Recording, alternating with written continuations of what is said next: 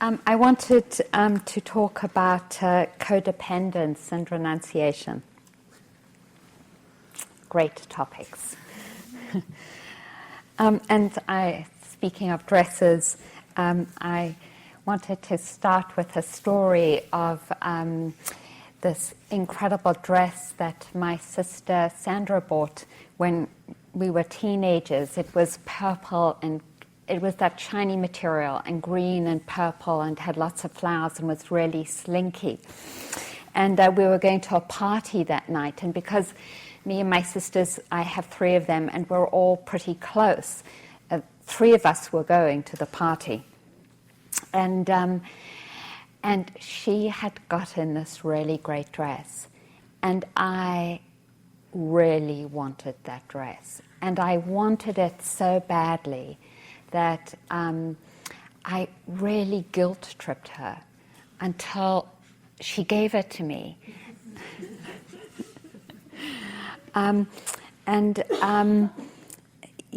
It's so funny thinking about our lives and how much remorse I have for using my my powers of manipulation, and also because I was the eldest sister, to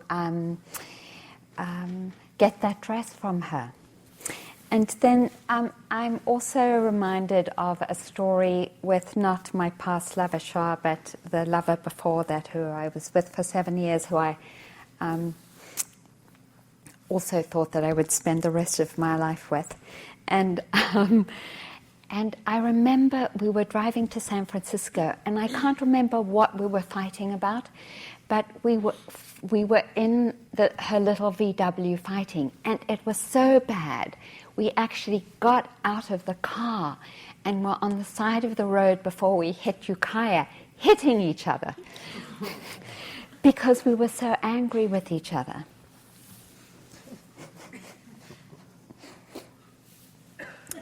So what is it that happens? What's going on when we find ourselves involved in these kinds of actions? And it's actually either desire or aversion, that root cause that the Buddha talked about that brought about our suffering. It's those energies that we are projecting onto objects or situations or experiences. And that projection is based or fed, the spring of it is delusion. And delusion, which is in every moment of consciousness that's unskillful, has the characteristic of covering up the true nature of things so that we can't see them clearly. And so with every moment of clinging or aversion, there is always delusion. So there is always a covering up of things as they really are. That process, what's going on, is that we're actually projecting desire or aversion onto these objects of experience and seeing our experience in a deeply distorted way. So it's just so great to begin to see what's actually going on. So then, why is this so critical? It's because the delusion is seducing us into thinking through this projection of clinging and aversion that our happiness rests on owning, getting, or not wanting. So in that moment with my sister, I deeply believed that my happiness and my success and my sense of myself in the world was dependent on having that dress. And just to be honest, this is not the only example that I can come up with. There's an ongoing stream of them. And then the same with my ex. that I was seduced into thinking that my sense of well-being, even if it's really a strong identification, my sense of survival is dependent on not wanting something to happen, on fighting, on even physical violence. So this movement of the mind happens personally, it happens interpersonally with my sister, my lover, it happens culturally and institutionally in things like racism, homophobia, classism, sexism, and ableism, where certain characteristics of experience are taken and projected onto with fear, with loathing, with judgment. So the reality of us as just beautiful beings is covered over by people's projections of aversion, and that projection is named homophobia, and it gets institutionalized and codified in the lack of civil rights that we have, for example, or that it's kind of okay in some ways to beat us up, and the police force codes that. That's the mechanism, and we see it inside of ourselves, and we see it in others, and we're all doing it. We're all doing it all the time. So the image I have is kind of, there's two. It's kind of like a battery with all these wires going out. And another image that's sort of close to it, I don't know if any of you have it, it's one of the tarot decks, and it has this picture of an octopus, and on each hand of the octopus, and that, the 8 arms or many arms, there's like a treasure chest of jewels, and there's like clothes, and there's, this and that and the next thing. And it's kind of like we're this battery with wires, with octopus arms, and all our energy is going out into this clinging or aversion to all these things in our lives. All our, the places where we want and where we don't want. And how that clinging is held in place is because of not seeing clearly. It's because of delusion. It's because of this projection that's happening. We're actually skewing the things that we're tied into energetically. So I don't know if you've hung out with any, of the great teachers, but one of the characteristics that they have is incredible amount of energy. Like when I was in Nepal and hanging out with Sokni Rinpoche, we were just like going all day. We were driving here for a blessing, and then we were meeting people at the restaurant for lunch, and then we were going to a teaching, and then in the night we were doing something else. And I was like amazed. And my teacher, Ruth Dennison, was the same. She would just keep going on and on and on. And if you've sat a retreat with her, that's what she does. She can talk non-stop for hours and hours and not be exhausted. I would be, and I'm half her age, wasted. And it's because, why? Because there's no tentacles out in attachment. And so there's all this energy in the being to manifest for what's wholesome. It's so beautiful.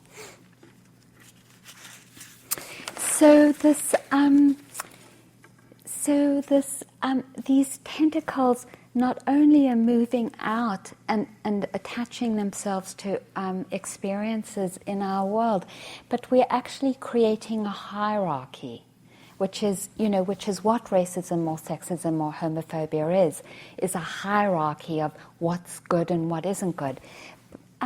You've probably noticed that in your experiences, how you've taken certain experiences and said, I like this experience. This is a good experience. I don't like this experience. This is a bad experience. So we create this hierarchy of experience, and living in this hierarchy is extraordinarily imprisoning. So an example that comes to my mind is the story of ants. That every rainy season, the snows go, and then the black flies come, and then it gets a little warmer and the rains come. This is on the East Coast. I don't know why anyone's living there. And then the rains come, and with the rains come the stream of black ants into the kitchen. And when they first came into the kitchen, of course they went for my honey pot. I love to have honey in my tea. And and it was like really irritating to have all these ants coming into the kitchen. And they would get in everywhere. They'd get in the garbage, they'd get in the compost, and it was like, okay, I'd take the compost out of a lovely ceramic bowl that I had with a lid, and I'd put it in an ugly plastic container with a screw lid, and then I would change the garbage things around and they would still come, and I would then get a piece of paper with a bit of honey on it and entice the ants on, and then take them out into the garden, and there they would be back again. And this happened for a number of years, and in the first couple of winters, I really had this urge to kill them. I was like, I really want to kill you because you're a drag and you're getting into everything. So I definitely had a hierarchy of experience. And because I've taken the precept not to harm life, I refrained from killing them. And so I would work with these urges. And then last year, the same cycle happened. The snow melted, the black flies came, they kind of disappeared, the ants came. And I noticed the ants crawling into the honey at the first of the season, I felt this deep sense of, oh, hi, you're back again. And it was actually a sense of in allowing them in, and sort of recognition, like you're part of my life and part of my family, that this deep sense of homecoming came about, of feeling that invitation that we're offered, of being really related to the whole world, of not feeling isolated from it. And that's what happens when we're able to let go of our hierarchy of preferences, is that we feel this sense of deep homecoming. And it reminds me of the story of Mother Teresa when she came to the United States to visit, and she was giving a talk at some big thing, and she said, and here's this woman who has worked with such incredible poverty, and the one image that comes to my mind that's really stuck, that's maybe because I have such an aversive personality, is how she would bend down on the streets in Calcutta when she came across someone lying with wounds on his body and maggots feeding off the wounds. And she would bend down and pick carefully the maggots out of the wounds of this homeless person lying on the street. And so I think of that.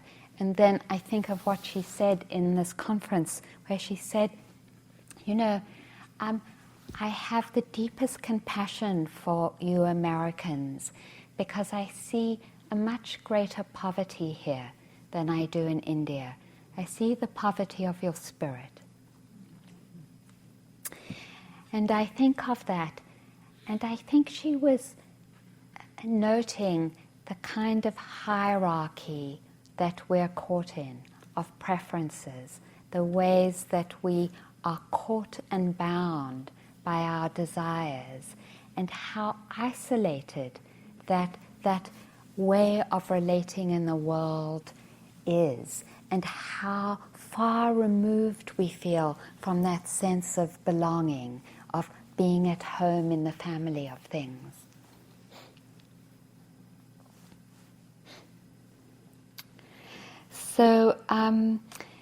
So renunciation, I'm thinking about it a lot.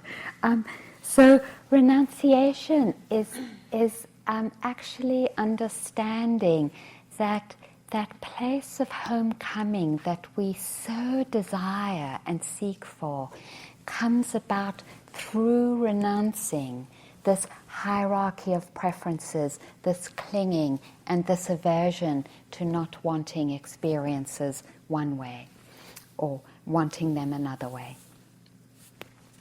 And I want to read what Eckhart Tolle, what he says. The world promises fulfillment somewhere in time, and there is a continuous striving towards that fulfillment. Many times people feel, yes, now they have arrived. And then they realize, no, they haven't arrived. And then the striving continues. It is expressed beautifully in A Course in Miracles, where it says that the dictum of the ego is seek but do not find. People look to the future for salvation, but the future never arrives. So ultimately, suffering arrives through not finding. And that is the beginning of an awakening, when the realization dawns that perhaps this is not the way. Perhaps I will never get to where I am striving to reach. Perhaps it's not in the future at all. After having been lost in the world, suddenly, through the pressure of suffering, the realization comes that the answers may not be found out there in worldly attainment and in the future. That's an important point for us to reach, that sense of deep crisis, when the world as they've known it and the sense of self, when the world as we have known it and the sense of self that we have known, that is identified with the world, becomes meaningless. That happened to me. I was just that close to suicide. And then something else happened, a death of the sense of self that lived through the identifications. Identifications with my story, with things around me, with the world. Something arose at that moment that was a sense of deep and intense stillness and aliveness, beingness. I later called it presence. I realized that beyond words, that is who I am. But this realization wasn't a mental process. I realized that wasn't there before. When the inner transformation happened, I want to stop there because it's going on to a different thing.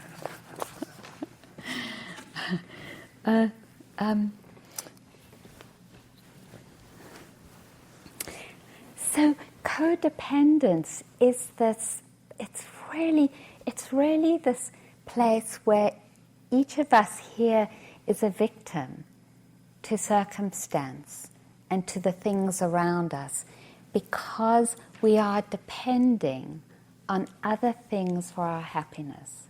And we're all doing it. And that dependence assumes that we will find happiness outside of ourselves, and mostly that we will find happiness outside of ourselves in pleasant things. And I think the story of the Buddha and his movement to the deep peace that Eckhart Tolle was also talking about is so mythical, because it really addresses this deep delusion and codependence we have. Because he lived in the most exquisite conditions. I don't know if you've read any of the stories about the Buddha when he was a young man, but he lived in incredible wealth, and his father gave him incredible food, and there was incredible music, and he could do whatever he wanted, and there were tons of women that he was making love with. And I mean, it's like, if you were to imagine for yourself the most exotic and exquisite sensual realm, the Buddha had it. And he was experiencing this, and it just, and it wasn't doing it for him. It wasn't doing it for him. And so I just want to acknowledge for us, the people who have been so caught in their clinging for profit, for money, for resources.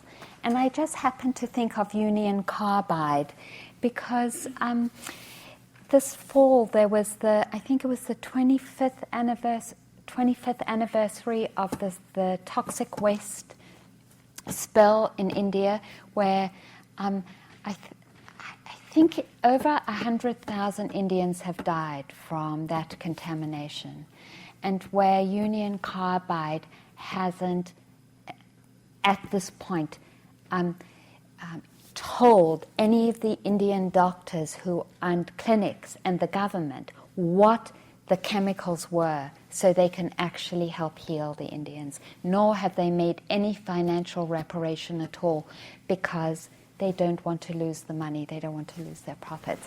So I'm thinking of very extreme cases of this clinging and holding on for money, for profit. And and I just heard one of the directors of Union Carbide, actually they've been taken over, I think, by Monsanto. And I just heard one of the directors speaking, and you know what? And so this is intense clinging. You would think with that kind of intense holding on to the resources that, that it would bring happiness. He didn't sound happy at all. He didn't sound happy at all. So, I don't know, just then on this, just to acknowledge on this on the very small level that we all have here, because I'm just assuming none of us have access to those kind of Union Carbide resources or Monsanto resources as primary owners of that stock. But nevertheless, I don't think that holding on and clinging is so different from ours. And I just want to acknowledge here with us in our community, how much happiness has your holding on given you?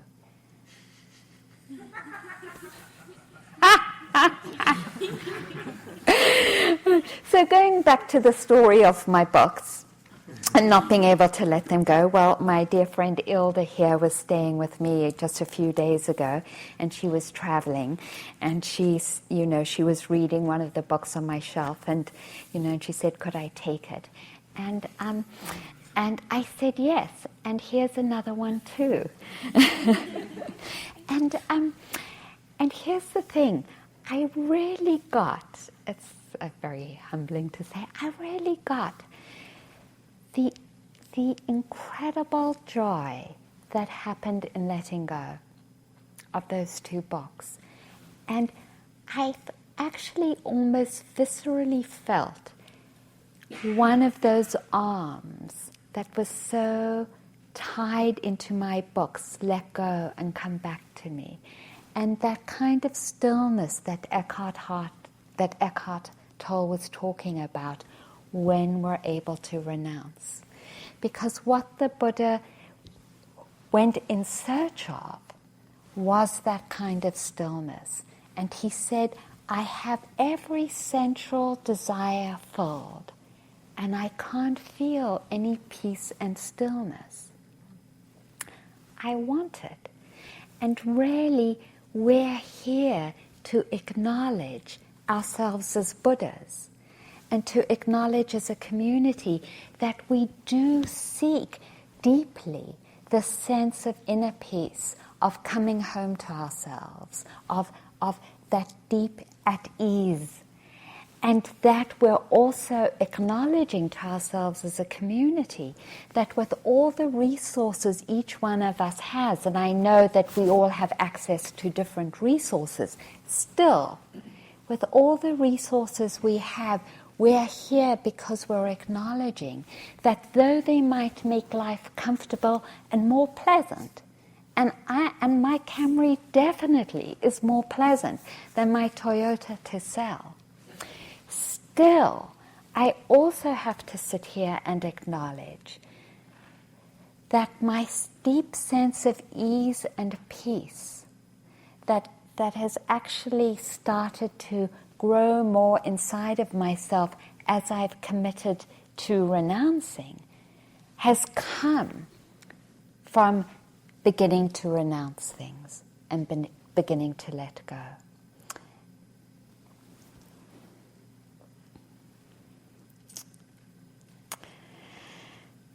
So,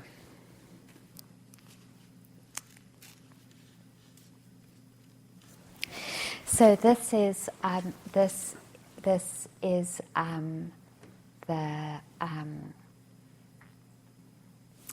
a deep invitation to loving kindness, because we're not awakened, we're not and haven't been able to totally renounce, and so we hit over and over again our delusion into thinking that some future experience is going to do it, that some movement towards one thing rather than another, some pushing away is going to do it. And that is how we are. And so we are invited not only to name it, but also to befriend it. So over and over again, there's that acknowledgement of, oh, here you are again. I see my desire and I see how strong it is, and I'm opening to acknowledging it and befriending it. Desire, aha, here you are. May I open my arms to you and bow down to you. And in that relationship, there's some healing that happens so that we're not driven by it.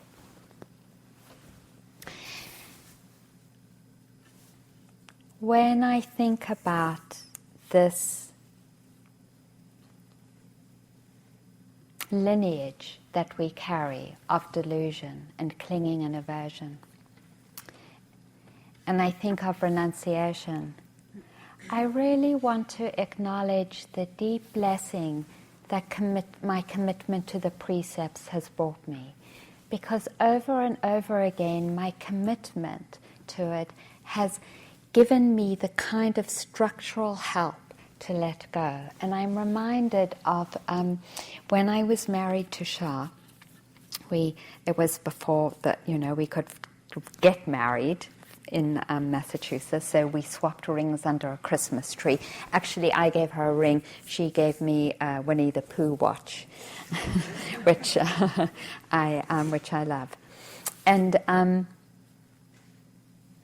so we were in our relationship, and this is maybe 7 or 8 years into our relationship, and I went to a training. Actually, I went to a training on multiculturalism, and there was a woman there that we just really hit it off. It was electric energy. And there was a hot tub at the training center, and we had hot tubs together, and we were massaging each other, and it was hot. And so we were driving back in the car home, and I thought, oh my God, I'm in love with her. My marriage to Shah is a terrible mistake. And I'm in love with her. This is what I have to do. And I was kind of, what can I say?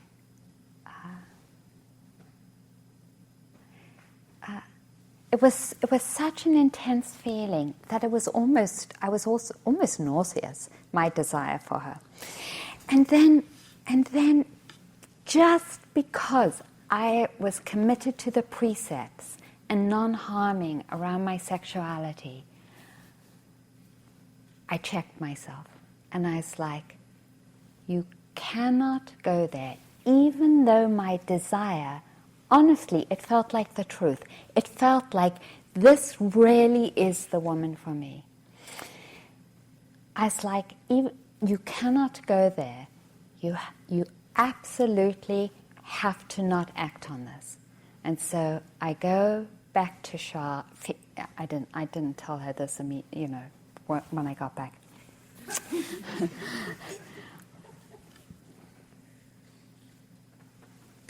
I thought back to my last relationship where I had felt desire for another woman and acted upon it and gone through total hell, I mean the worst dukkha, and had ended up in therapy and realized that actually I'd fallen in love with this other woman because I wasn't acknowledging some of the difficult feelings in our relationship.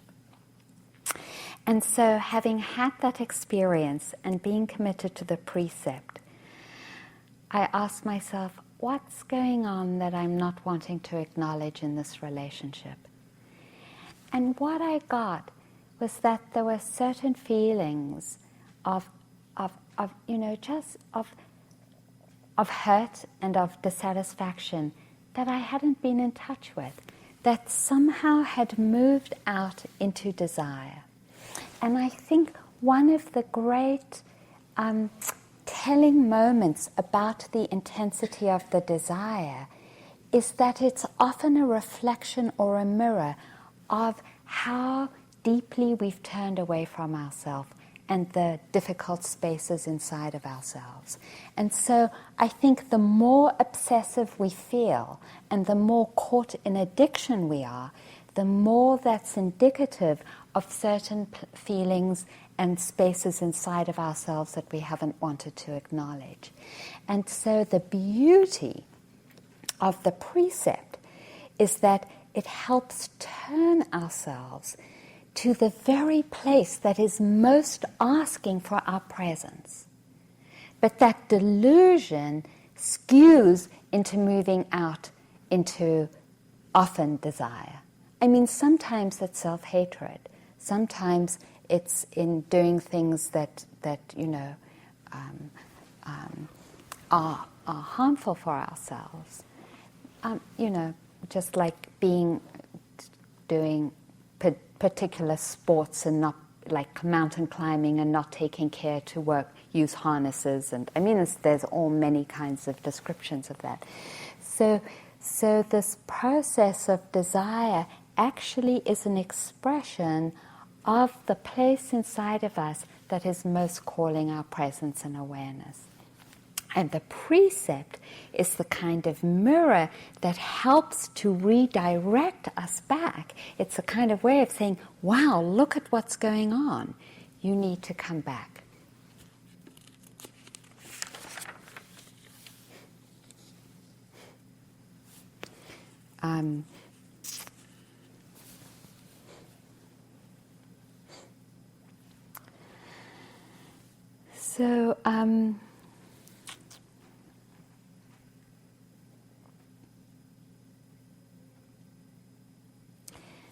So there are really the precepts are this mirror and also the vision of how we can live when we are not in projection and codependence. And another example comes to my mind. When I last year I was at the Forest Refuge at a retreat for a month, and they said, please have only a 5-minute shower. And I would, get into the shower, and it would be like just a little longer. It was so pleasant, It was like, if it's this pleasant, how could it be wrong,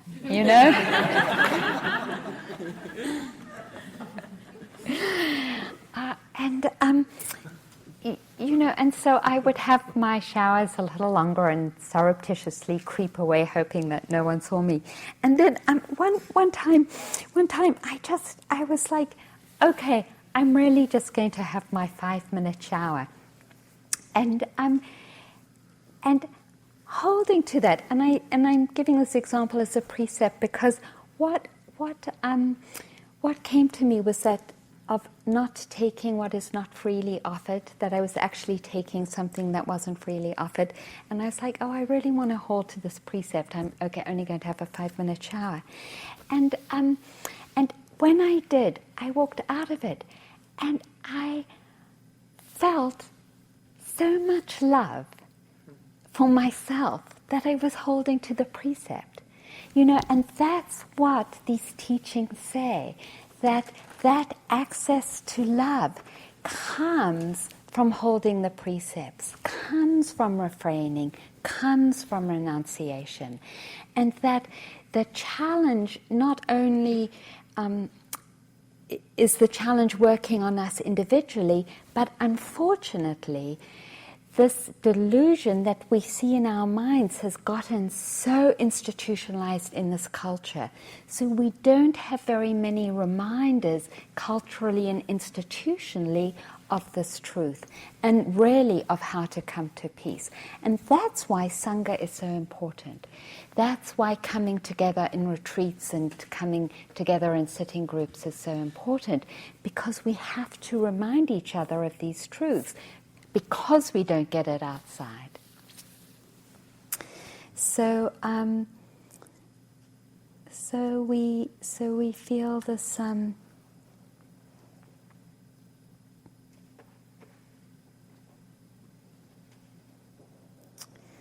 this beautiful effort and commitment to take the precepts as a way to create structure for ourselves in this renunciation.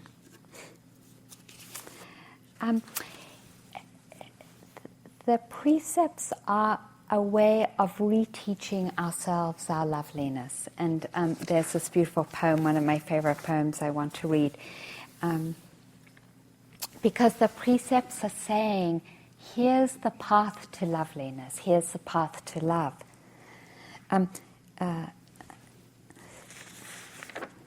So the bud stands for all things, even for those things that don't flower. For everything flowers from within of self-blessing, though sometimes it is necessary to reteach a thing its loveliness, to put a hand on its brow of the flower, and retell it in words and in touch. It is lovely, until it flowers again from within of self-blessing. As St. Francis put his hand on the creased forehead of the sow, and told her in words and in touch, blessings of earth on the sow, and the sow began remembering all down her thick length, from the earthen snout, all the way through the fodder and slops to the spiritual curl of the tail, from the hard spinniness spiked out from the spine, down through the great broken heart, to the sheer blue milken dreaminess spurting and shuddering from the 14 teats into the 14 mouths sucking and blowing beneath them, the long, perfect loveliness of sow.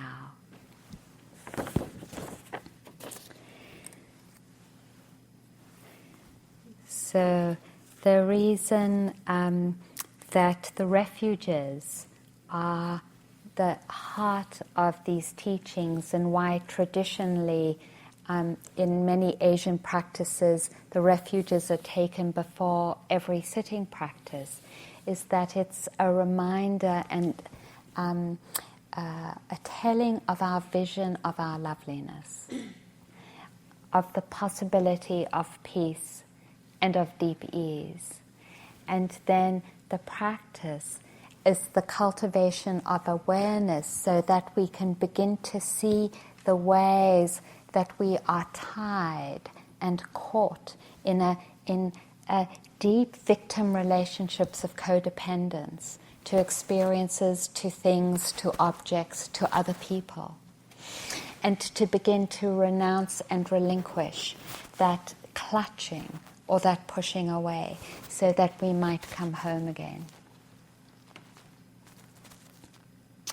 Having said that, it also feels like we need to acknowledge that we're students on this path and that we forget over and over again. And that the lovely Dharma talk Larry gave last night of forgiveness is really about forgiving ourselves our forgetting and then recommitting, and just to acknowledge that we forget over and over and over and over again. And because we forget doesn't mean that we don't start over and say, yet again, for the 100th time I have forgotten, may I recommit to remembering where my true loveliness is. So I'll end with this poem, another of my favorite ones. But before I do, I think I just want to say,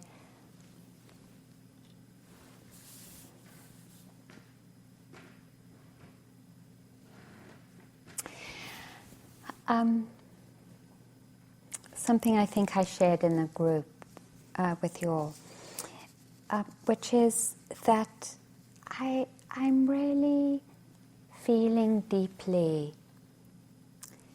what's going on in the world and what's going on in this country. Having lived in South Africa and lived in a fascist country, I feel how what's going on with the loss of all kinds of civil rights in this country, an increasing fascism that is taking place. And actually, I was hanging out with a friend whose mother was in Auschwitz, and her mother had said to her, I feel like fascism is coming to this country. I escaped to this country for freedom, and I feel like we're losing it. It feels like the same. I feel it's imminent, the continuing loss of respect and freedom of most of us. I think it's a reality, and I want to acknowledge it rather than be in denial around it. I think the kinds of fascism that's taking place comes about not because of evil, but because of delusion, because of the mistaken idea of where profit, of where freedom lies, the mistaken idea of where it lies. It's not that the people instituting it in all those government departments in the House and the Senate are evil. It is just not seeing clearly because of delusion. And so I feel for those of us who have the special blessing of coming to a teaching that unmasks delusion, that it becomes increasingly important to take responsibility for practicing this unmasking. Because if we don't, who will? If we don't really take this relinquishment and renunciation so that we become lamps of love and kindness and respect and wisdom, so that we manifesting this in our relationships, in our groups, in our workplace, so that we have the tools to begin to negotiate. If we aren't showing people how it can be, then we are lost. And who else is going to do it? And so when I talk about renunciation and my this renunciation, and honestly, I can't say I'm always looking forward to it because I'm not. I don't think it's always a comfortable process, but I do feel deeply called to it, not only for my own peace, but for all of our peace, because it feels like there really isn't any time to lose. So I'm renouncing for all of us, but for the big all of us, because the call for love and the call for challenging ourselves is here. And the call is in the face of fascism and the loss of rights.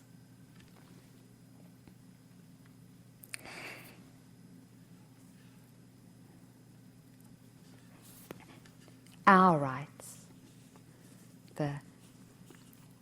The movement, the continued movement to denigrate us as a community of GLBT people, the continual movement to denigrate and to persecute immigrants, particularly those from who are followers of Islam, Muslims.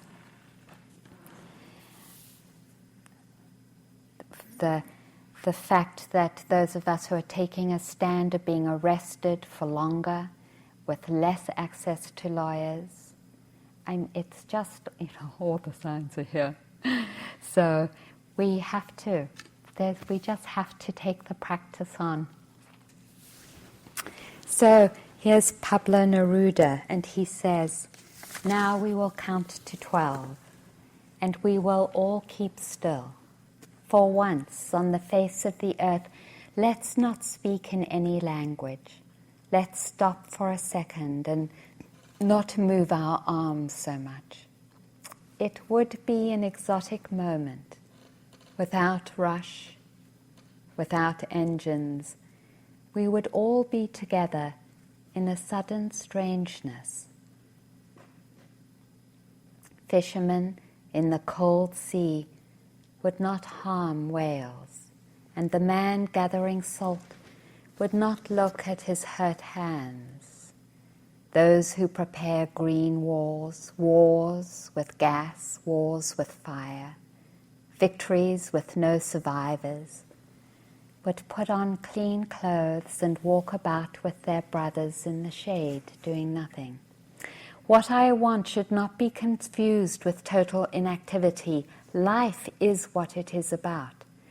If we were not so single-minded about keeping our lives moving and for once could do nothing, perhaps a huge silence might interrupt the sadness of never understanding ourselves and of threatening ourselves with death. Perhaps the earth can teach us, as when everything seems dead in winter and later proves to be alive. Now, I'll count up to 12, and you keep quiet, and I will go."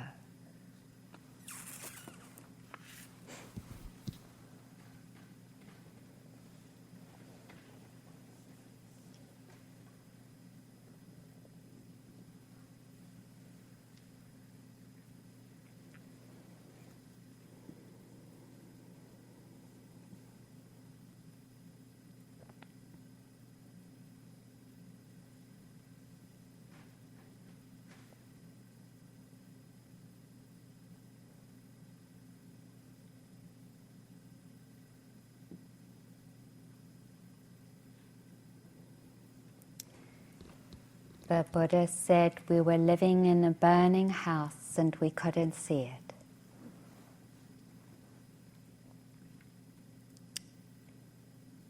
Our clinging and our aversion is the fire.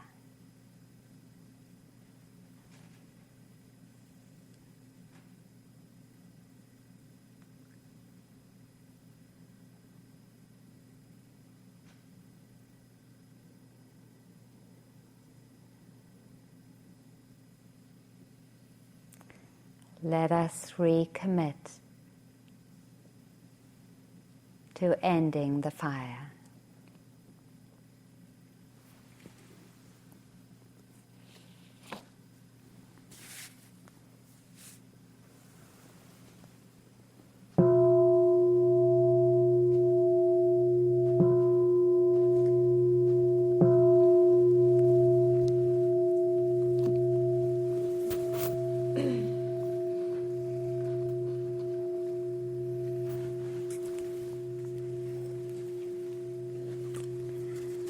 So thank you for your listening, everyone. Thank you.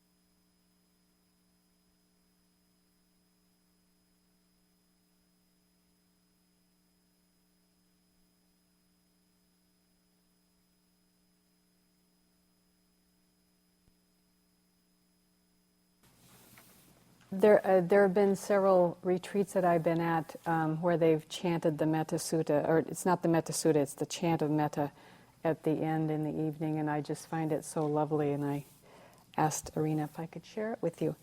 So just a couple of things before we start. It's in Pali, obviously, and one of the reasons that I really love doing this is that it connects us to our heritage, our lineage, and also to the Sangha all over the world, because this is the way the chant was chanted at the time of the Buddha, and it's still chanted in this language, in this way, all over the world. So whenever I do it, I feel connected, because there's probably somebody in the world, somewhere in Asia or Sri Lanka or some place like that, doing the same thing.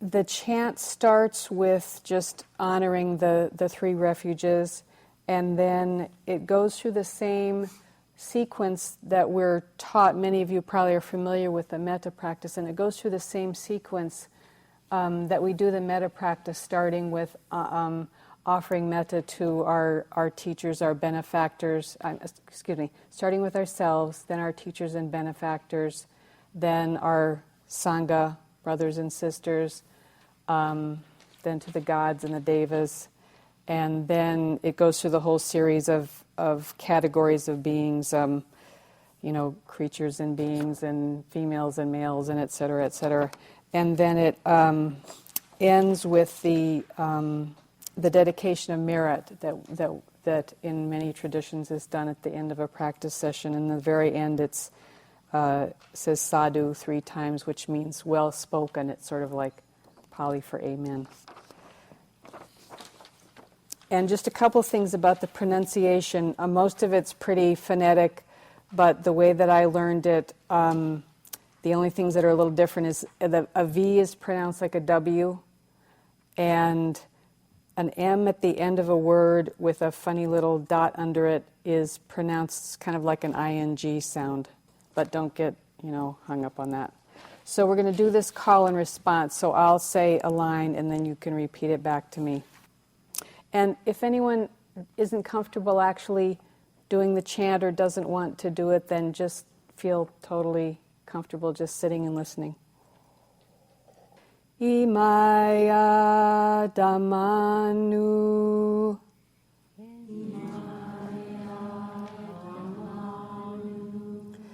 Dhamma Patipatiya.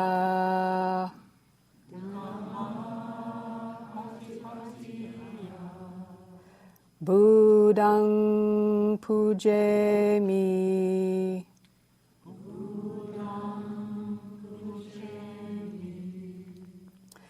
Imaya Dhammanu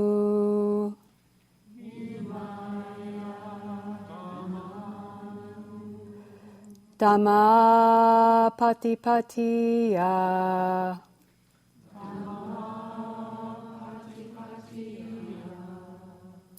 Dhammang Pujemi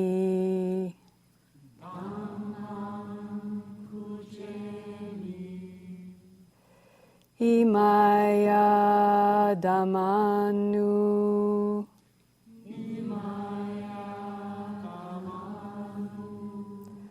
Dhamma Patipatiya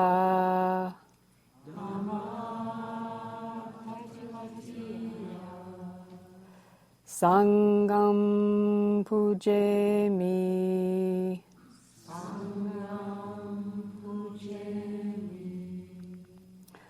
Ahang Averohomi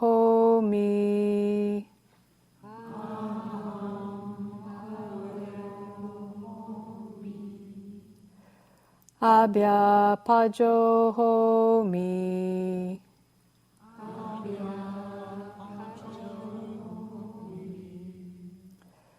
Anigohomi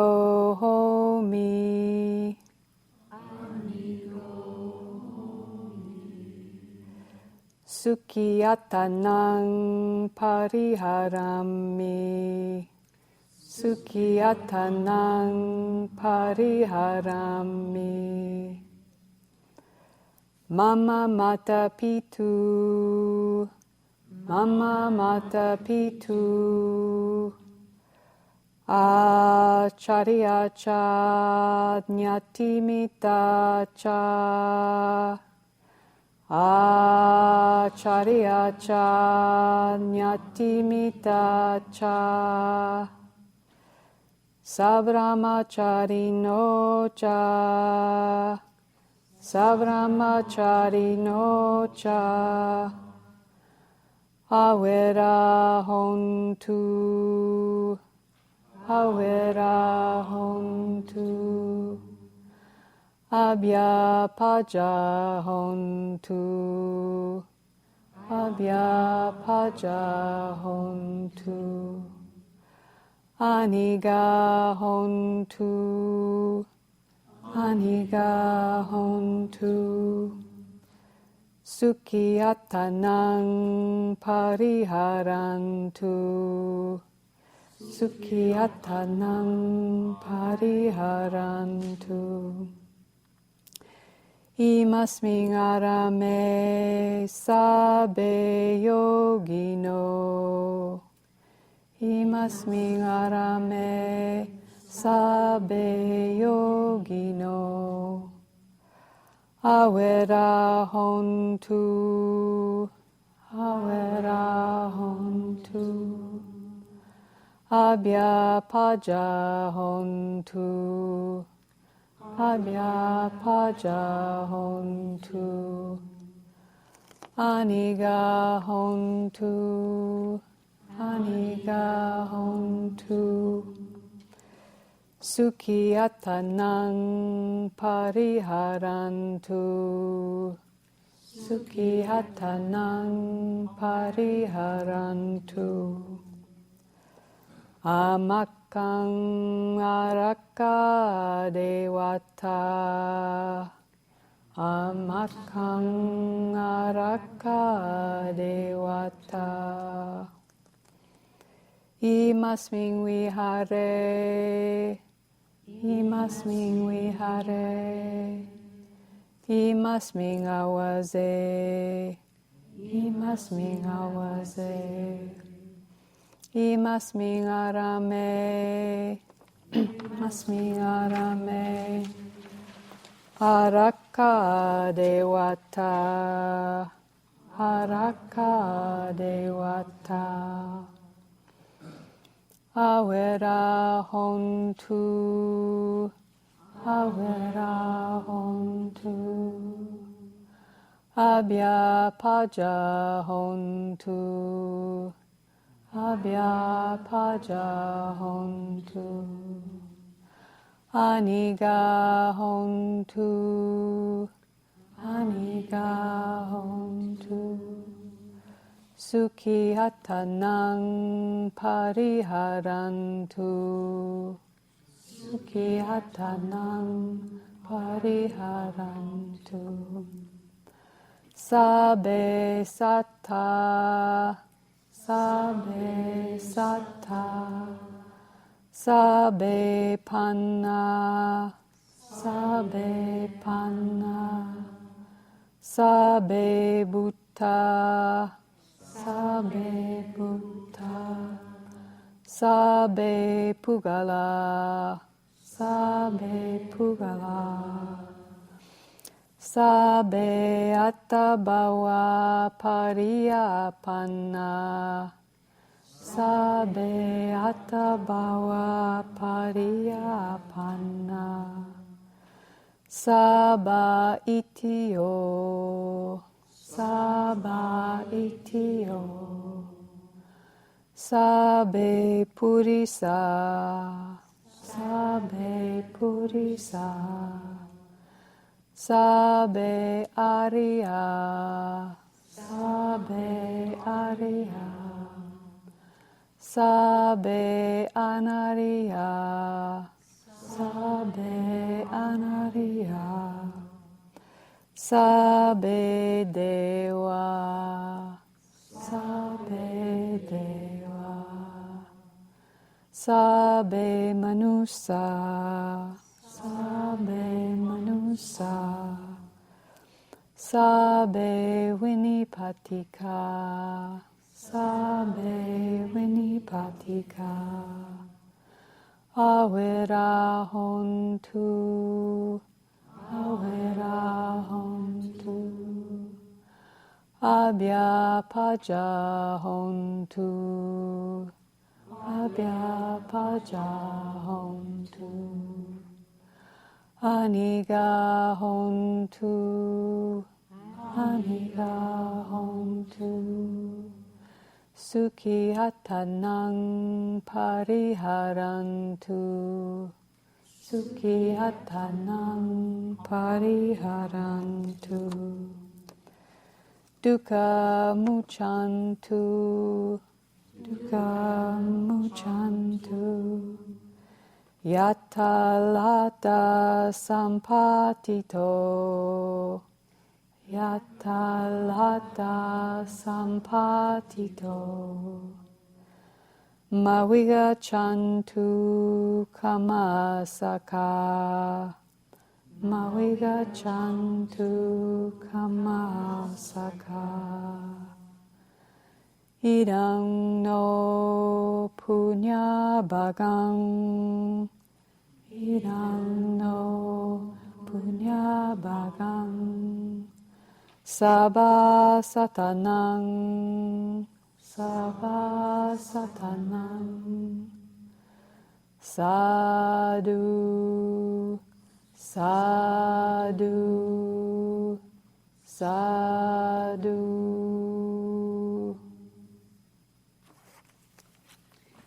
Thank you.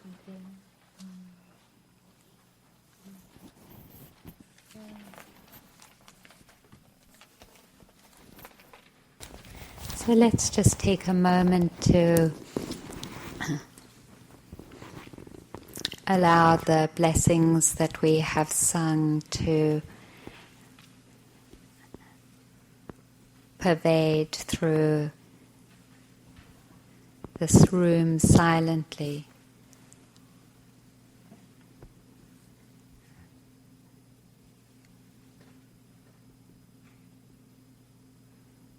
Our wishes for each other's happiness.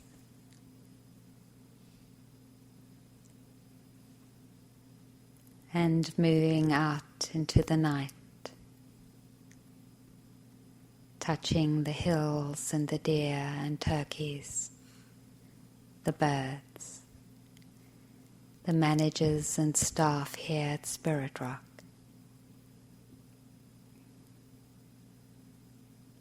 Those that we love.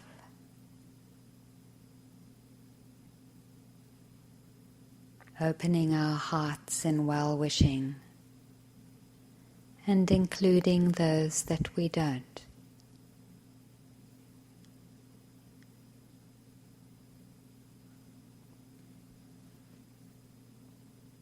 Allowing our hearts to stretch as wide as the world.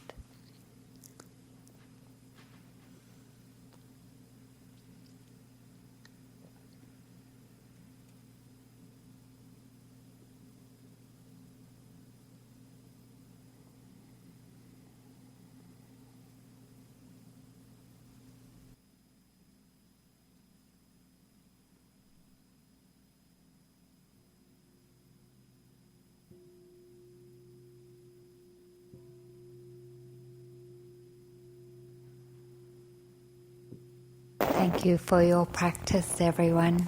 Thank you.